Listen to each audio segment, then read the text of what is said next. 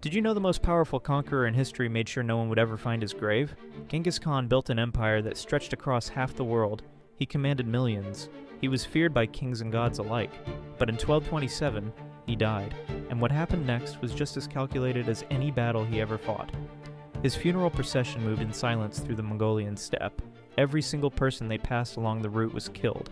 No witnesses, no trail. When they reached the burial site, thousands of horses were driven over the ground again and again until the earth was completely flat, unrecognizable, just open land. Then, according to some accounts, the soldiers who buried him were executed too. 800 years later, we still have no idea where he is. Satellite imaging has scanned the region. Archaeologists have searched for decades. Mongolia even passed a law forbidding excavation of the most likely area. He conquered the world in life, and somehow he made himself untouchable in death.